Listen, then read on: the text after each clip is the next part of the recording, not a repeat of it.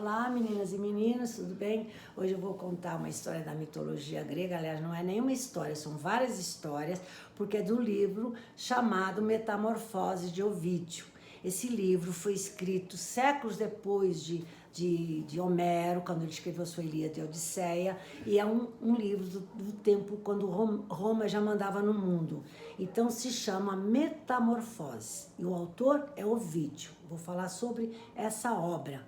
É uma das obras tardias da mitologia grega, tá? Porque foi escrito séculos depois de Homero. Como eu falei, Ovídio nasceu em 43 a.C. e vai morrer 17 ou 18 depois de Cristo, e essa obra Metamorfoses veio a público apenas em 8 depois de Cristo, tá?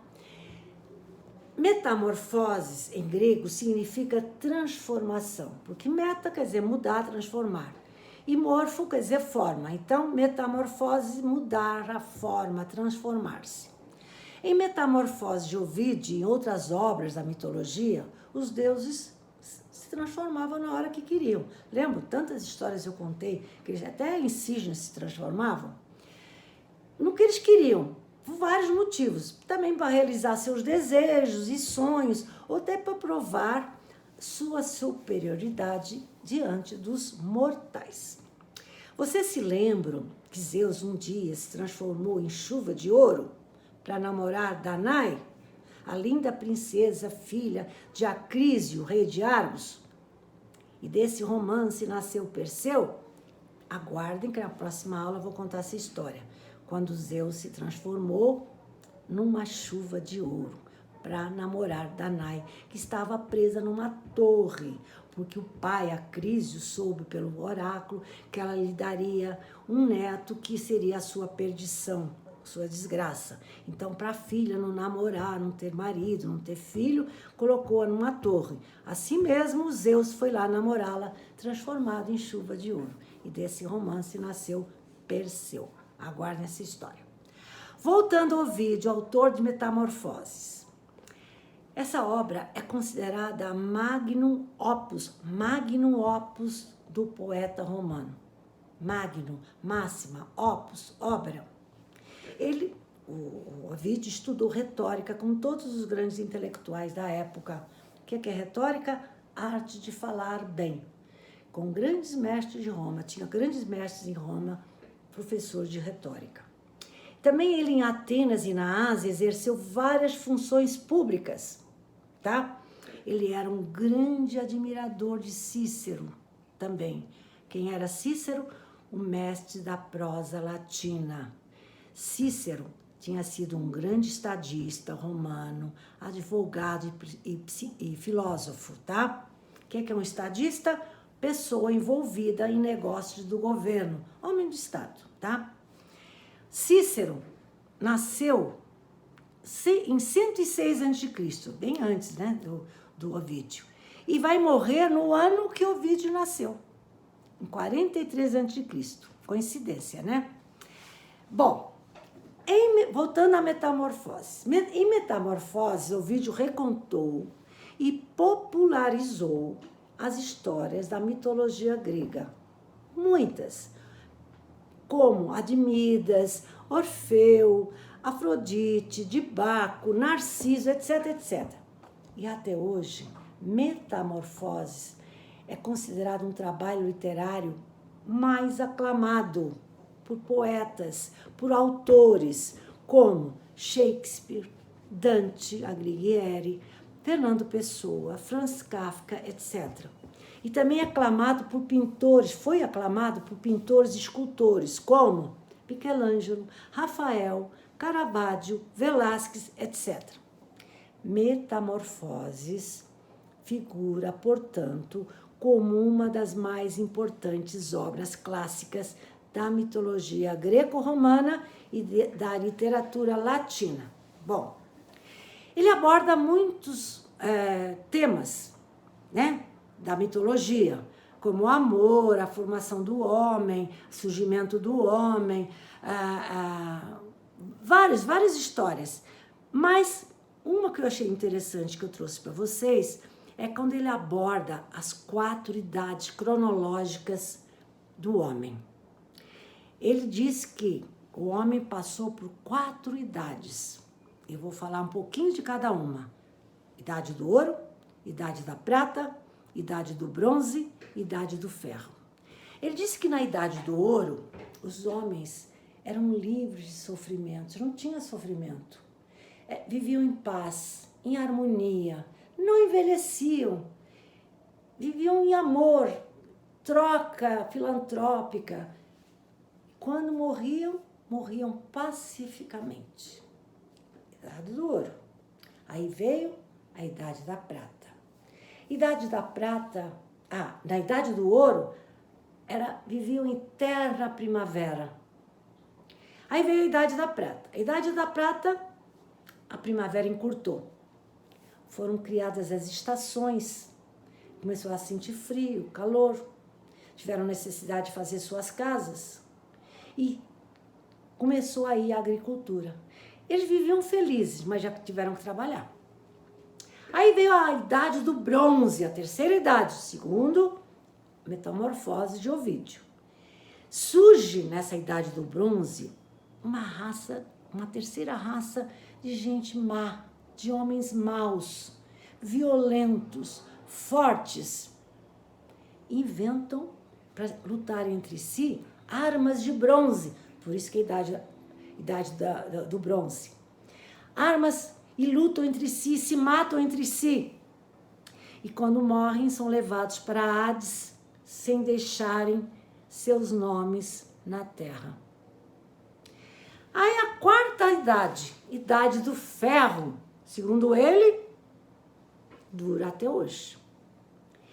É um mundo essa idade, onde o homem conhece a miséria, a angústia, a guerra. O pai, na idade do ferro, não se assemelha mais com o filho. Os hospedeiros não recebem mais seus hóspedes. É uma idade de tristeza, miséria e muita angústia. Os bons morrem, vão para os campos elíseos. Os maus morrem e vão para o Tártaro, onde recebem castigos eternos. Bom, eu falei das 4 idades, agora vou falar do amor, de algumas histórias que ele fala do amor na sua metamorfose. Vou falar só uma história do amor. Primeiro, antes de eu contar essa história, o Ovídio, ele reverencia o Cupido, por ser o deus do amor. Lembra? Cupido, Eros na Grécia? Ele reverencia o Cupido, mas ao mesmo tempo repudia. Sabe por quê? Porque tira os homens da razão.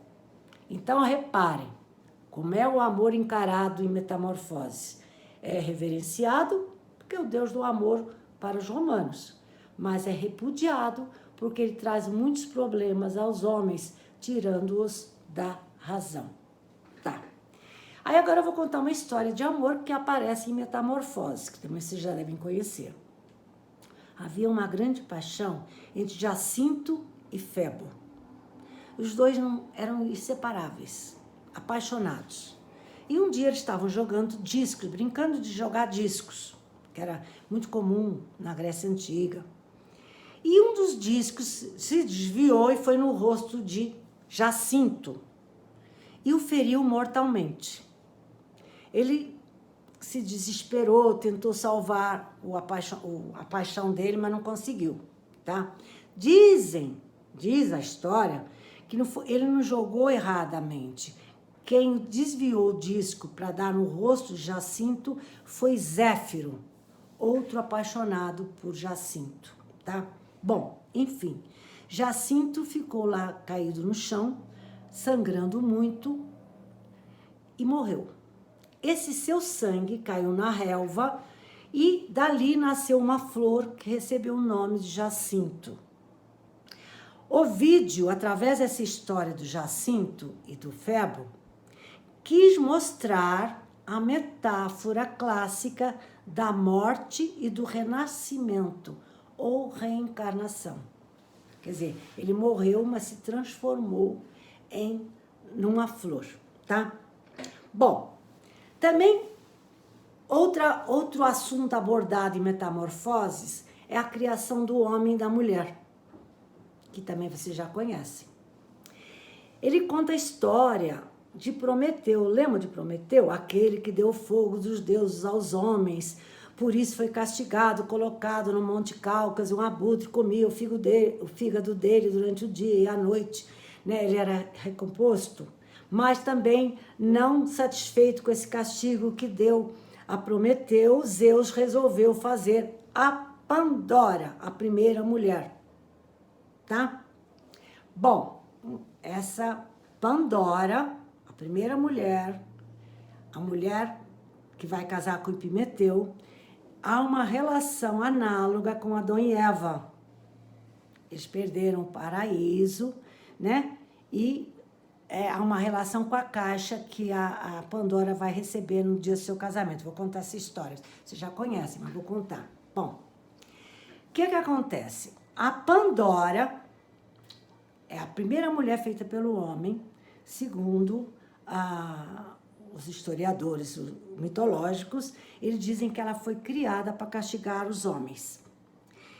Então, ela é apresentada a Epimeteu, que era o irmão de Prometeu, e os dois se apaixonam e os dois se casam. No dia do casamento, o Zeus vai lá com uma linda caixa e diz que é o presente dele, mas não pode abrir a caixa. A Pandora, durante a noite, ficou em desespero, em ansiedade, querendo abrir a caixa, e acabaram abrindo, e dentro dela saíram todos os males que o homem conhece. Miséria, guerra, traição, etc, etc. Então, foi por isso que a humanidade conheceu todas essas misérias, vamos dizer, esses sofrimentos, porque a Pandora abriu a caixa, que não podia abrir. A mesma coisa, ó, a relação análoga com Adão e Eva. Não podiam comer a maçã daquela árvore, e a Eva insistiu tanto com Adão, então ele pediu tanto que acabaram comendo a maçã e foram expulsos do paraíso, e aí conheceram toda a traição, a miséria, o sofrimento, porque eles antes moravam no paraíso e eles foram expulsos do paraíso. Isso é uma relação análoga, tá? Também no livro de Metamorfose de Ovídio se fala muito no Pigmalião. Sobre esse Pigmalião, eu vou ter que recontar essa história, que também já foi contada em sala de aula. Pigmalião era o rei de Chipre, tá? E um grande escultor. E ele nunca quis casar porque achava que as mulheres eram todas, não mereciam seu amor, eram todas traiçoeiras. Ele tinha uma ideia das mulheres muito negativa. E um dia ele resolveu fazer uma estátua e se apaixonou pela estátua de uma mulher linda. Ele se apaixonou por aquela estátua. E se apaixonou. E olhava aquela estátua assim, é a perfeição. Essa que tinha que ser a mulher. Ele se apaixonava e passava a mão no rosto dela. Até que Afrodite, que é a Vênus em Roma, vendo aquele amor, aquele sofrimento, ela não conseguia ver uma paixão e não interferir, então resolveu dar vida àquela estátua. E aí ela virou uma mulher perfeita e Pigmalião casou e foram felizes para sempre. Bom, existe em psicologia o chamado efeito Pigmalião. Quer dizer isso? Que quanto mais se tem expectativas numa pessoa, melhor será o seu desempenho. Esse é o efeito Pigmalião em psicologia. Por quê? Deixa eu explicar. Houve uma peça escrita por Bernard Shaw, um dramaturgo irlandês, em 1925. Ele escreveu uma peça em que havia uma florista que vendia flores na rua e falava errado, e se comportava errado, não tinha nenhum senso de comportamento social. E aí alguém olhou-a e viu nela um potencial. Eu posso transformar esse ser bruto, ignorante, numa dama da sociedade. E resolveu investir. E ela realmente se transformou numa grande dama da sociedade. Essa obra, esse Bernard Shaw, esse irlandês, ele recebeu o Prêmio Nobel de Literatura em 1925. E E essa obra vai inspirar também uma peça, uma peça musical, que também é representada muitas vezes aqui no Brasil, chamada My Fair Lady, tá? Quando uma florista também é transformada numa lady, porque alguém a viu como tal, fazendo aflorar a lady que já existia dentro dela, tá? Bom, então, esse desafio, né, é que transformou aquela pedra bruta, vamos dizer assim, numa lady. Nas escolas, né, houve pesquisas, né, através que foi empregado esse efeito Pigmalião, que é usado em psicologia, em que os professores, foram feitas pesquisas, pegaram grupos de alunos e colocaram expectativas, vocês conseguem, vocês colocaram expectativas neles e eles responderam positivamente. Então, quando se tem expectativas de uma pessoa, umas expectativas positivas, o desempenho será melhor. E fizeram o contrário. Num grupo, não colocaram expectativas. E esse grupo, apesar de ter o mesmo QI, a mesma inteligência, tiveram um desempenho muito pior. Então, vem daí o efeito Pigmalião em psicologia. Quanto mais se tem expectativas em relação a uma pessoa, melhor será o seu desempenho. Então, tanto professores, quanto pais, quanto pessoas, a gente tem que ter sempre as melhores expectativas de uma pessoa. Porque se essa pessoa sente que alguém tem expectativas favoráveis, ela vai mostrar o seu desempenho melhor. E se a pessoa sente que o outro não tem expectativa, que ela é considerada inferior, ele realmente não vai desabrochar o que tem dentro de si. Não sei se deu para entender, mas é isso aí. Beijos, até a próxima.